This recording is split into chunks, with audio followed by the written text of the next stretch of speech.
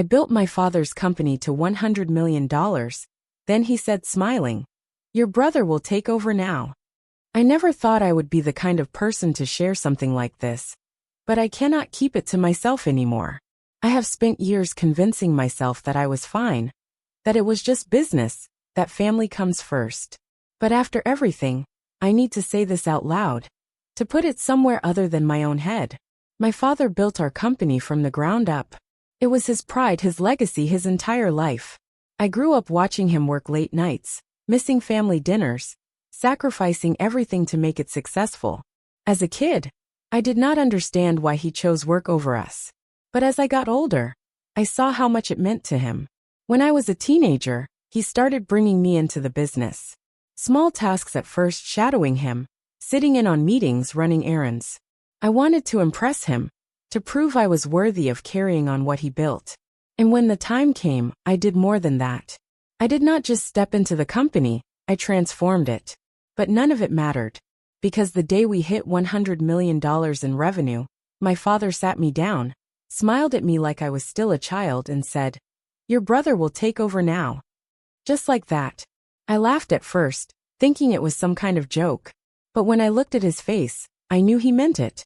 My younger brother, the one who had never lifted a finger for the company, was suddenly being handed everything I had worked for. And the worst part, my father did not even see it as a betrayal. I sat there, staring at him, trying to process what he had just said.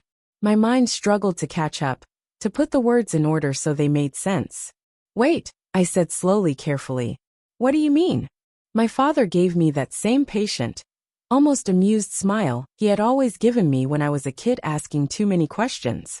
"You have done an incredible job," he said. "Better than I ever could have imagined. You took this company to heights I never dreamed of. But now it is time for your brother to step up." I kept waiting for the part where he explained why, the part where he gave me a reason that made sense. But he just sat there, calm as ever, as if he had just announced that the weather was nice today. "Step up," I repeated. "He has never even worked here. He does not know anything about running a business." "He will learn," my father said simply. "Just like you did." I felt my stomach twist, my hands curling into fists against my will. "I did not just learn," I snapped. "I worked my ass off. I put in years of my life to build this. I took risks, I made deals, I know," my father interrupted, holding up a hand. "And I am so proud of you." Proud. The word felt hollow, like he was patting a dog on the head for fetching a stick. "But you always knew this was going to be a family business," he continued. "And in our family we take care of each other. Your brother deserves a chance." Deserves a chance. My brother had spent the last 5 years jumping from hobby to hobby, treating life like one big vacation. While I was pulling all-nighters at the office, he was partying in Ibiza. While I was negotiating million-dollar deals, he was posting pictures of his new sports car on Instagram. And now, just because he was born the younger son, he got to step up. "Why now?" I asked, trying to keep my voice steady. "Why are you making this decision today, right when we have hit our biggest milestone?" My father sighed, like I was a child throwing a tantrum over not getting a toy. "Because it is time. You have proven yourself. But you have also given everything to this company. I want you to take a step back. Focus on yourself. Maybe even start something of your own." Start something of my own. The words hit me harder than I expected. As if everything I had done, every late night, every sacrifice, every win, none of it mattered. I had built something incredible, something that was supposed to be my legacy. But in my father's eyes, I was just a placeholder, holding the throne warm for the real heir. And worst of all, he really thought he was doing me a favor. I sat there, feeling like the air had been sucked out of the room.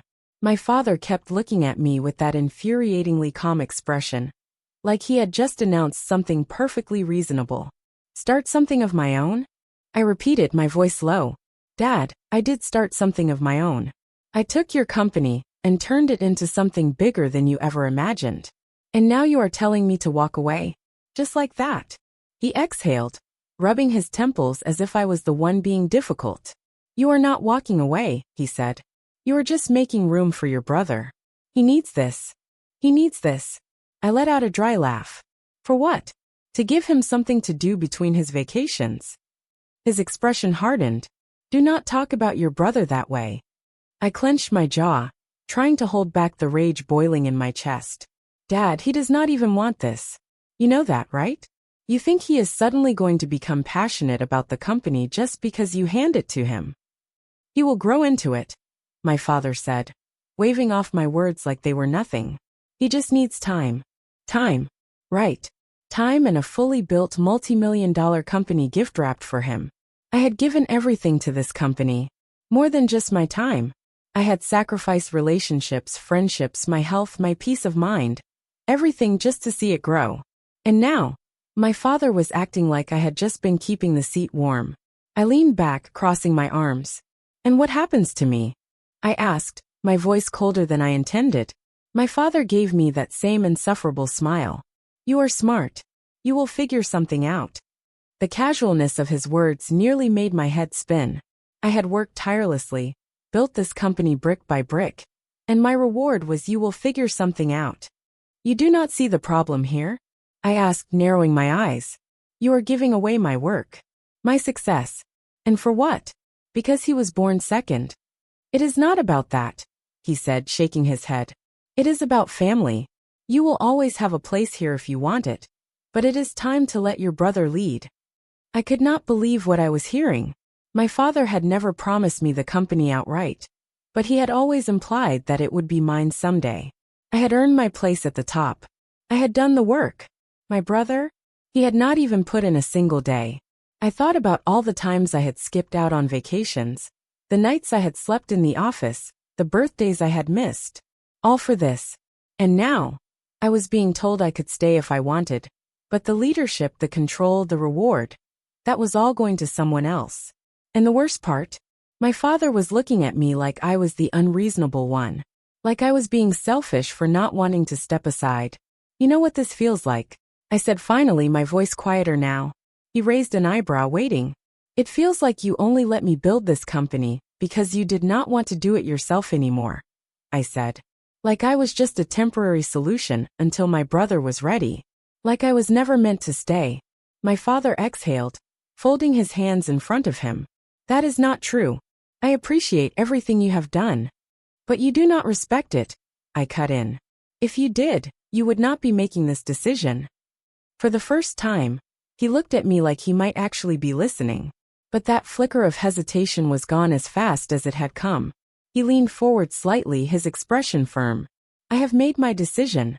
I stared at him, searching his face for any sign of doubt, of hesitation, of anything that said I could change his mind. But there was nothing, just quiet certainty, the kind of certainty that came from knowing I would never fight him on this, that I would swallow my anger and disappointment, just like I always had. That realization hit me like a slap.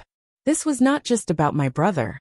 It was about me and my father, about how he had always seen me.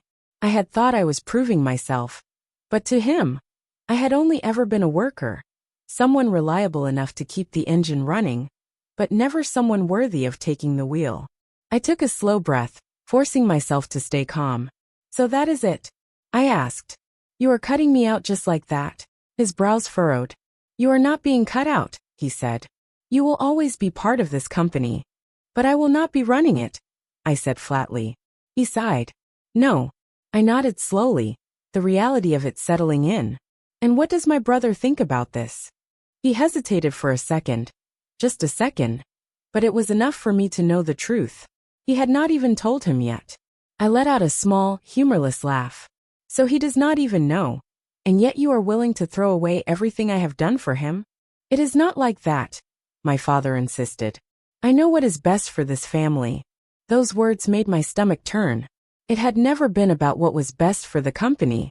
It had always been about family politics, about keeping up some outdated idea of fairness, even when it was anything but.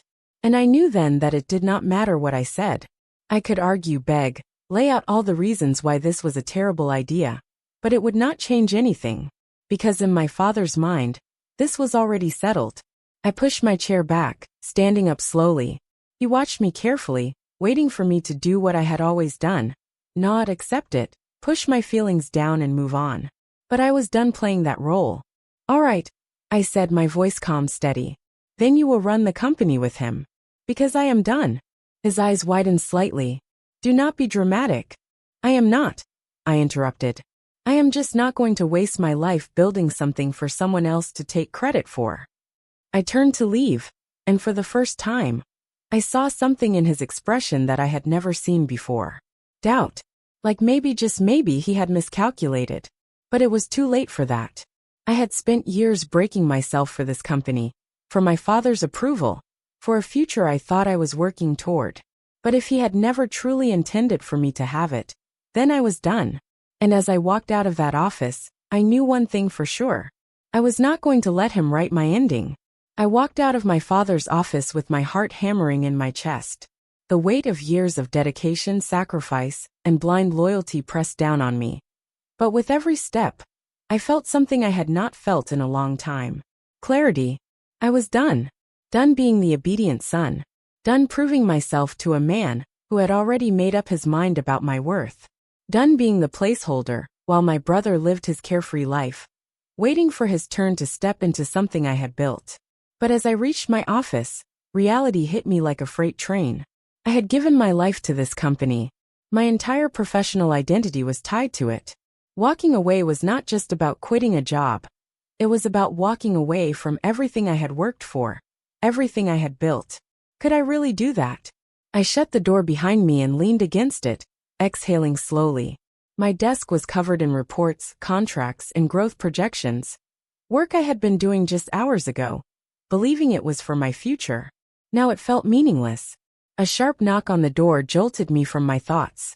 Come in, I said, forcing my voice to stay even. The door opened and my mother stepped in. I should have expected this. My father was a businessman, but my mother was the one who handled people. She looked at me carefully, the way only a mother can. Your father told me you are upset, she said, closing the door behind her. I let out a dry laugh. Did he? Did he also tell you why? She sighed, sitting down in the chair across from my desk. He is trying to do what is best for the family, she said. I shook my head. No, he is doing what is best for my brother. You are still part of this family, she said softly. Am I? I asked, leaning forward. Because it does not feel like it. It feels like I was just used to build something until the real heir was ready to step in. My mother winced. She was always the peacekeeper, the one who smoothed things over. But this time, even she did not have the right words to make this better. He loves you, she said finally. I swallowed the lump in my throat. I know. I did not doubt that. But love and respect were not the same thing. She reached across the desk, placing a hand over mine. What will you do now? That was the question, was it not? I had two choices. I could stay. I could swallow my pride, accept my father's decision, and keep working under my brother, watching him reap the rewards of my years of hard work. Or, I could leave. But where would I go? What would I do? This company was all I had ever known. I rubbed a hand down my face. I do not know, I admitted. You do, she said gently. You are just afraid to admit it. I frowned, looking up at her. You built something incredible, she said. And if you did it once, you can do it again. Her words settled over me like a slow-moving wave. Could I? For years, I had poured everything into my father's company, but I had never once considered what I wanted. I had always been working toward his vision, his dream. What if I built something for myself instead? A thought struck me, one that had been buried deep in the back of my mind for years. An idea I had pushed aside because I had been too busy proving myself here. I already had the experience, the skills, the connections. If my father thought I could just figure something out, maybe I would. But not in the way he expected. I looked at my mother, a small smile forming on my lips.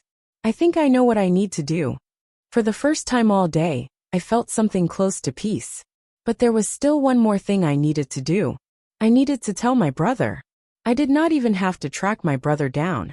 He was already in my office when I stepped out of the meeting with my mother. He was leaning against my desk, scrolling through his phone like he had nowhere better to be.